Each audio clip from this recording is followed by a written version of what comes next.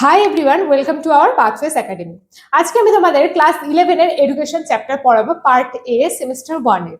তো প্রথমে পার্ট এ তে আমরা কিছু গুরুত্বপূর্ণ প্রতিষ্ঠান সম্পর্কে আমরা জানবো। আমরা আগের ভিডিওতে কিছু কিছু প্রতিষ্ঠান সম্পর্কে আমরা একটু হালকা ডিটেলসে জেনেছিলাম।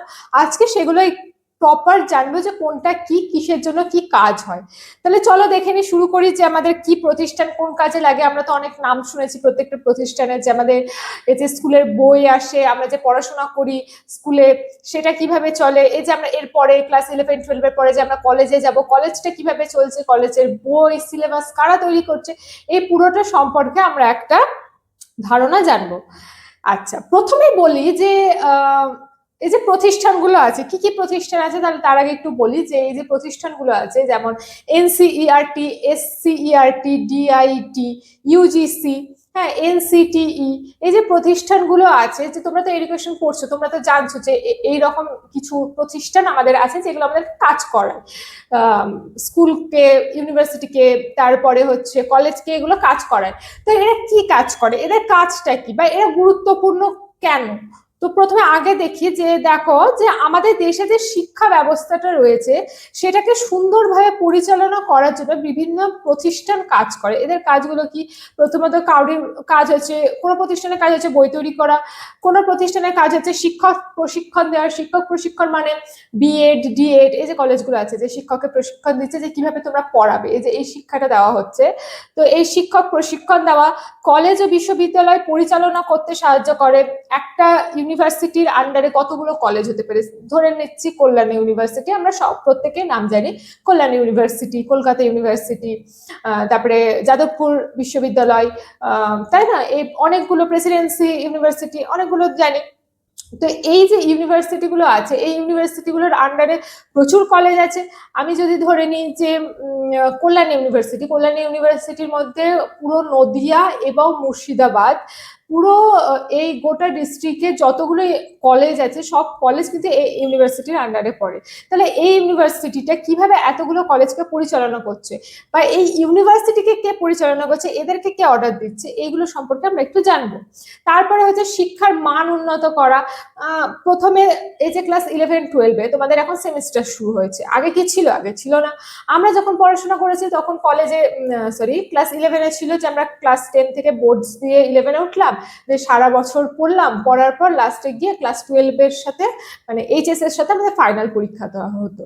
আর তারও আগে যদি আমি চলে যাই, তারও আগে কি হতো, 11-12 একসাথে পরীক্ষা হয়, ফাইনাল একটা প্রথমে প্রি বোর্ড হতো, মানে টেস্ট যেটা হয়, টেস্ট হতো, তারপরে গিয়ে ফাইনাল এইচএস দেওয়া হতো, এরকম হতো। কিন্তু তারপরে আস্তে আস্তে কি হলো, যে এখন ক্লাস 11-12-এ সেমিস্টার করে দেওয়া হয়, মানে দুটো ক্লাস মিলে টোটাল 4টে, এবং লাস্টের পরীক্ষাটা যেটা দিচ্ছ সেটা হচ্ছে এইচএস, তাই তো। তো এই যে আস্তে আস্তে শিক্ষার মানটা উন্নত করছে, বই পাল্টাচ্ছে, কোয়ালিটি পাল্টাচ্ছে, এগুলো কারা করছে? এবং লাস্ট হচ্ছে আন্তর্জাতিক সহযোগিতা করা, মানে বাইরে ইন্টারন্যাশনালি যে সহযোগিতা করা, স্কলারশিপ বলো বা পড়াশোনার ক্ষেত্রে কোনো সাহায্য করে, এগুলো কারা করছে, কেন করছে? তো প্রথমত জানলাম যে প্রতিষ্ঠানগুলো আদতে কি কি কাজ করে, এতগুলো প্রতিষ্ঠানের আলাদা আলাদা কাজ আছে, কি কি কাজ করে, এই কাজগুলো হচ্ছে এটা। আচ্ছা, তারপরে চলো দেখি যে এনসিইআরটি যেটা আছে, এনসিইআরটি প্রথমে নাম হচ্ছে national council of educational research and training, NCERT. আচ্ছা, প্রতিষ্ঠা কে করেছে, কবে হয়েছে? 1961 সালে হয়েছে। শ্রী অরবিন্দ মার্গ, নয়াদিল্লিতে এটা প্রতিষ্ঠাতা করেছে ভারত সরকার। আচ্ছা, এর কাজ কি দেখো, জাতীয় স্তরের পাঠ্য বই তৈরি করা, নতুন শিক্ষানীতি অনুযায়ী পাঠ্যক্রম তৈরি করা এবং শিক্ষার গবেষণা করা। জাতীয় স্তরে অর্থাৎ ন্যাশনালি, গোটা আমাদের যে ন্যাশনালে যে পাঠ্য বই আছে, পশ্চিমবঙ্গ কাছে ধরো পশ্চিমবঙ্গে যে ক্লাস 5-6 বা 1 থেকে ক্লাস 8-9 পর্যন্ত যে পরীক্ষা হয়, সেই হিসাবে তারা পশ্চিমবঙ্গ সরকার বই পাঠায়। ওয়েস্ট বেঙ্গল বোর্ড, যখন আমরা ক্লাস 10 দিচ্ছি তখন আমাদের এই বোর্ডে পরীক্ষা অনুযায়ী পশ্চিমবঙ্গে বোর্ড বই তৈরি করে পাঠাচ্ছে, তাই তো। কিন্তু জাতীয় স্তরে যে পাঠ্য বইগুলো আছে, মানে সেন্ট্রাল যে বইগুলো, সেটা তৈরি করে কে? এবং এনসিইআরটি, এবং এরা সিলেবাসও তৈরি করে দেয়। নতুন শিক্ষানীতিতে পাঠ্যক্রম তৈরি করা, দেখো আমরা জানি আমাদের প্রথম শিক্ষানীতি তৈরি হয়েছিল 1968 সালে, প্রথম শিক্ষানীতি যেটা তৈরি হয়েছিল। তারপরে 1986 সালে শিক্ষানীতি তৈরি হয়েছিল, মানে এডুকেশনাল পলিসি যেটা। তো এই 1986 সালের পলিসিটা মোটামুটি 2021 পর্যন্ত আমাদের চলেছিল। যে পলিসিটা 1986 সাল থেকে, মানে 1986 থেকে 2021 পর্যন্ত আমাদের এই শিক্ষানীতিটা চলেছিল, মিডলে কিন্তু কোনো চেঞ্জেস আসেনি। তারপরে 2020-তে আমাদের শিক্ষানীতি এলো, 2020 এনইপি 2020, মানে ন্যাশনাল এডুকেশনাল পলিসি 2020 এলো, এবং 2021-এর পর থেকে সেটা লাগু হওয়া হলো। এই যে পরিবর্তন হলো, তার পরিবর্তে যে বই এলো, সিলেবাস চেঞ্জ হলো, প্যাটার্ন চেঞ্জ হলো, এগুলো কে দেখভাল করছে? এনসিইআরটি। ক্লিয়ার? তারপরে চলো দেখি এসসিইআরটি। এসসিইআরটি কি? Full form state council of educational research and training. ওটা কিন্তু ন্যাশনাল, ওটা কিন্তু গোটা ভারতে তৈরি হচ্ছে, মানে গোটা ভারতকে নিয়ে ওরা কাজ করছে। এসসিইআরটি স্টেটকে নিয়ে কাজ করছে, অনলি স্টেট। প্রত্যেকটা স্টেটের একটা এসসিইআরটি আছে, আমাদের স্টেটেরও আছে, পশ্চিমবঙ্গ সরকার থেকেও আছে, state council of educational research and training. তো রাজ্য সরকার আমাদের এই এসসিইআরটিটা চালাতে থাকে। এর প্রতিষ্ঠাতার সাল হচ্ছে 1980। এটা কোথায় আছে? বালিগঞ্জের সার্কুলার রোড, কলকাতাতে। এবং এটা প্রত্যেকটা রাজ্যেই থাকে, শুধু পশ্চিমবঙ্গে আছে এমনটা নয়, যে কোনো রাজ্যে এই এসসিইআরটি দেখা যায়, যেটা আমাদের রাজ্যের পড়াশোনার নিয়ম কানুন, পাঠ্যপুস্তক, সিলেবাস এগুলো দেখাশোনা করে।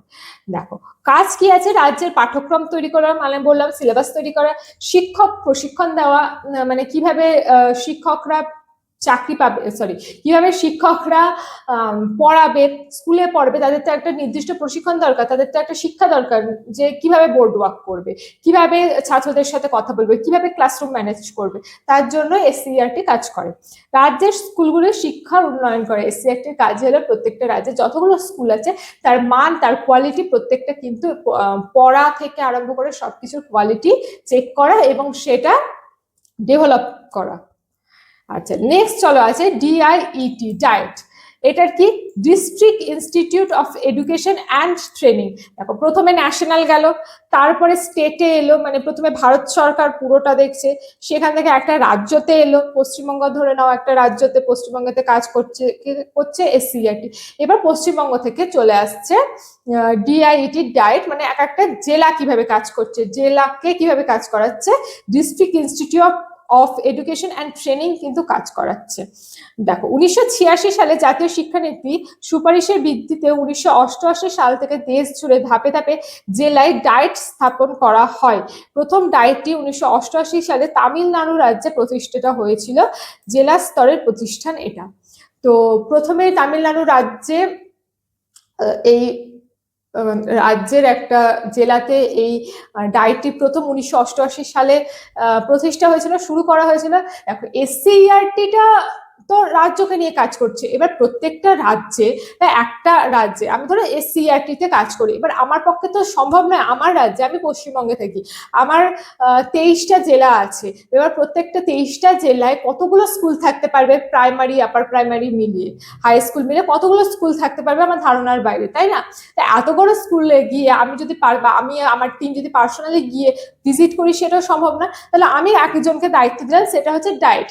প্রত্যেকটা জেলাতে, সেটা মালদা, মুর্শিদাবাদ, নদিয়া, কলকাতা, দক্ষিণ 24 পরগনা, উত্তর 24 পরগনা, জলপাইগুড়ি, কোচবিহার, যতগুলো জেলা আছে প্রত্যেকটা জেলাতে একটা করে ডায়েট প্রতিষ্ঠান করা হলো। আমি এসসিইআরটি, আমি ডায়েটকে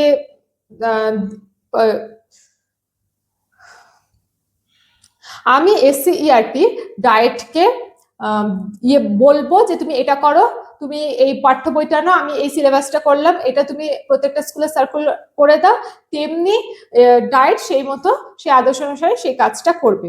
আচ্ছা, ডায়েটের কাজ হচ্ছে প্রাথমিক শিক্ষকের প্রশিক্ষণ, মানে ডিএলএড নিয়ে কাজ করা, যারা প্রাইমারি টিচার, প্রাইমারি টিচিং, যেটা টিচাররা যে টিচিংটা নেবে সেই সম্পর্কে তারা কাজ করে, নতুন শিক্ষা পদ্ধতি শিখানো, আরো কত নতুন নতুন ভাবে পড়াশোনা করা যায়। প্রথমে যেমন ছিল যে 4টে দেওয়ালের মধ্যে জাস্ট টিচার বকবে, এই যে শুধু শিক্ষক, ক্লাসরুমের মধ্যে শুধু শিক্ষক আসবে, পড়াবে, অঙ্ক করাবে, বলবে, চলে যাবে, শিক্ষার্থীর কাছ থেকে কোনো প্রতিক্রিয়া সে নেবে এবং শিক্ষার্থীর কোনো কথা শুনবে না। সেখান থেকে ডেভেলপড হয়ে শিক্ষক শিক্ষার্থী কথা বলে, শিক্ষক কিছু বলে, শিক্ষার্থী কিছু বলে, সেটা শোনাশুনি হলো। এই যে ডেভেলপমেন্টটা শুরু হচ্ছে, এই ভাবে নতুন নতুন আর কিভাবে পড়ানো করা যায়। এখন তোমরা দেখতে পারবে স্কুল ক্ষেত্রে বা প্রাইমারি স্কুলের ক্ষেত্রে নাচ করে, গান করে, আবৃত্তি করে, এইভাবে আলাদা আলাদা করে পড়াশোনা করায়। কিছু খেলার মাধ্যমে, কিছু রিয়ালিটির মাধ্যমে তাদেরকে পড়ানো হয়, পড়া বোঝানো হয়। তো এইটাই ছিল ডিআইইটির কাজ, শিক্ষকদের কর্মশালা হিসাবে কাজ করে। ঠিক আছে, তারপরে চলো দেখে নিই এনসিইটি।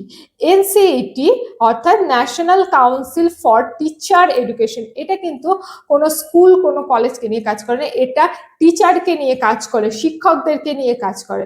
এটা স্থাপিত হয়েছিল 17ই আগস্ট 1995 সালে। এর প্রধান কার্যালয় হচ্ছে নিউ দিল্লিতে, ভারত অবশ্যই। শিক্ষার মান উন্নয়ন করা, মানে এই যে শিক্ষকরা, যেটা বললাম যে কোন কলেজে গিয়ে তারা শিখবে, যে আগেকার দিনে বিএড বা ডিএলএড বলে, মানে বহু আগেকার যুগের কথা বলছি, বিএড বা ডিএলএড বলে কিছু মানে হতো না সেই রকম। তারা নর্মালি ধরো গ্রাজুয়েশন বা মাস্টার্স করে তারা পরীক্ষা দিয়ে স্কুলের কাজ পেতো, বা থাকলেও সেটা 1 বছরের মতো একটা ছোট্ট কোর্স হতো, 1 বছর 6 মাসে সেটা করে তারা পড়াতে পারতো। কিন্তু তারপরে 2012-র পর থেকে, 10-11-র পর থেকে বিএড এবং ডিএলএডটা বাধ্যতামূলক করা হলো, যে প্রত্যেকটা শিক্ষকদের এই কোর্সটা করা বা এই প্রশিক্ষণটা নেওয়া দরকার। তো এই প্রশিক্ষণটা কারা দেবে বা শিক্ষকের কোয়ালিটিটা কারা ডেভেলপ করবে? হ্যাঁ, আমি একজন টিচার, আমার কি কি গুণ থাকা দরকার তবেই আমি পড়াতে পারবো।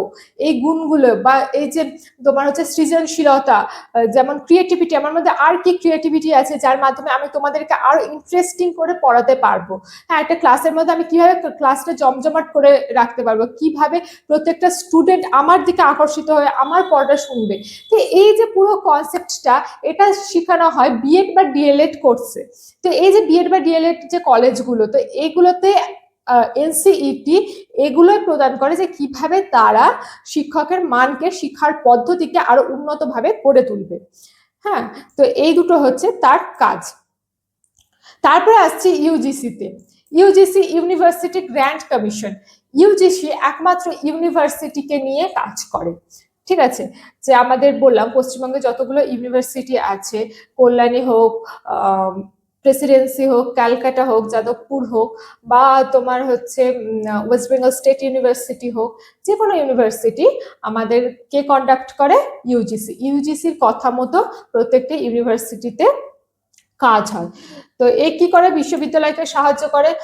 1953 সালের 28শে ডিসেম্বর এটা হচ্ছে গঠিত হয়। এর প্রধান সদর দপ্তর ভারতের নিউ দিল্লিতে অবস্থিত। এর কাজ কি, বিশ্ববিদ্যালয়কে অনুদান প্রদান করা, যে কোনো এই যে প্রত্যেকটা কলেজে, এরপরে তো তোমরা কলেজ যাবে তাই না, তোমরা নিশ্চয়ই খুব ওয়াইজলি চুজ করবে কোন কলেজে কোন সাবজেক্টে ভালো, কি ভালো না ভালো, এইভাবে আমরা অবশ্যই কলেজ চুজ করি। তো আমাদের এই যে কলেজগুলোকে কে কন্ডাক্ট করছে, প্রথমত ইউনিভার্সিটি কন্ডাক্ট করছে। এই যে প্রত্যেকটা কলেজ, ইউনিভার্সিটির আন্ডারে প্রচুর কলেজ আছে, এবার কোন কলেজটা ভালো ইউজিতে, মানে আন্ডার গ্রাজুয়েটে কোন কলেজটা ভালো। সাপোজ আমি ধরে নিলাম যে একটা কোনো কলেজ, খুব ভালো ল্যাব আছে, খুব ভালো ক্লাসরুম আছে, ডিজিটাল বোর্ড আছে, এইভাবে খুব ভালো মানের শিক্ষক দিয়ে পড়ানো হয়।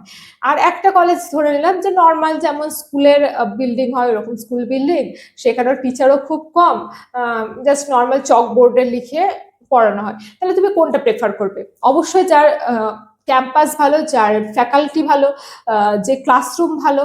হ্যাঁ, অবশ্যই আমরা সবাই সেটাই প্রেফার করব, সেই ইউনিভার্সিটি, সেই কলেজে যাওয়ার জন্য। তো এই যে এত সুন্দর করে কলেজকে সাজিয়ে তোলা, ইউনিভার্সিটিকে সাজিয়ে তোলা, এটার জন্য কিন্তু ইউজিসি কাজ করে থাকে। নিট পরীক্ষা পরিচালনা করে ইউজিসি। ক্লাস 11-12 পাস করার পরে ইউজিতে আমরা যখন ভর্তি হয় আন্ডার গ্রাজুয়েটে, তখন আমাদেরকে পার্টিকুলার একটা সাবজেক্ট নিয়ে ভর্তি হয়। কেউ বাংলা নিয়ে হবে, কেউ এডুকেশন নিয়ে হবে, কেউ ইংলিশ নিয়ে হবে, কেউ ম্যাথ নিয়ে হবে। এরকম প্রচুর সাবজেক্ট আছে, যার যেটা ভালো লাগে সেই রকম মেজর সাবজেক্ট হিসাবে সে ইউজি কমপ্লিট করবে, মানে গ্রাজুয়েট হবে সে সাবজেক্টে নিয়ে। তারপরে আসে মাস্টার্স ডিগ্রি। মাস্টার্স ডিগ্রিও সে সেম সাবজেক্টে করতে পারে যেটা আন্ডার গ্রাজুয়েটে করে আসছে, বা নতুন কোনো সাবজেক্ট সে ট্রাই করতে পারে। এবার সাপোজ ধরে নাও যে আমার এডুকেশনের মধ্যে সাইকোলজির দিকটা খুব ভালো লাগলো, বা ধরে নাও আমার টেকনোলজির দিকটা খুব ভালো লাগলো, আমি সেই রকম একটা নিয়ে আমি মাস্টার্সে ভর্তি হলাম যে আমি সোসিওলজি নিয়ে পড়বো, আমি সাইকোলজি নিয়ে আমি মাস্টার্স কমপ্লিট করবো। মাস্টার্স কমপ্লিট করার সময়, মাস্টার্স পড়ার সময় আমাদের নেট পরীক্ষা হয়, যেটা পিএইচডি বা অ্যাসিস্ট্যান্ট প্রফেসর এগুলোর কাজে লাগে। একটা পরীক্ষা হয় 300 মার্কের। তো এই পরীক্ষাটা কন্ডাক্ট করা হচ্ছে ইউজিসি। আচ্ছা, তারপর হচ্ছে উচ্চশিক্ষার মান রক্ষা করে, অবশ্যই যে হায়ার স্টাডি কিরকম কোয়ালিটির হবে, কতটা ভালো কোয়ালিটির হবে, সেটা ইউজিসি কন্ডাক্ট করে। তারপরে লাস্ট আসছে UNESCO, United nation educational scientific and Cultural Organisation. হ্যাঁ, এটা কার আন্ডারে? এটা হচ্ছে ইউনাইটেড স্টেটের আন্ডারে একটা ইন্টারন্যাশনাল অর্গানাইজেশন, যে পুরো আমাদের দেশের আমাদের দেশ ছাড়া পৃথিবীর প্রত্যেকটা দেশের এডুকেশনাল এবং কালচারাল দিকটা সে অর্গানাইজড করে, সে খেয়াল রাখে।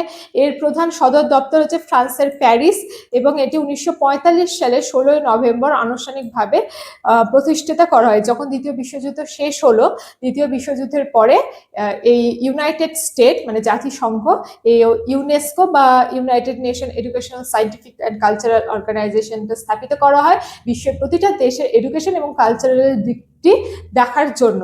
এর কাজ হচ্ছে শিক্ষা উন্নয়ন, বিজ্ঞান, সংস্কৃতি সংরক্ষণ এবং বিশ্ব ঐতিহ্যকে রক্ষা করা হচ্ছে এই ইউনেস্কোর কাজ।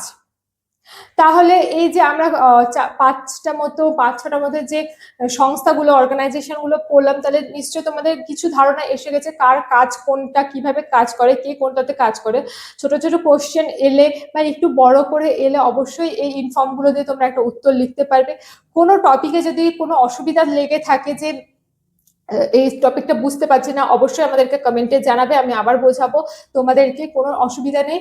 তো এই জন্য আমাদের পাথওয়েজ একাডেমিকে যদি এখনো ফলো করে না থাকো, তাহলে ইউটিউব এবং ফেসবুক থেকে অবশ্যই একে সাবস্ক্রাইব করো, ফলো করে আমাদের পাশে থেকো। Thank you.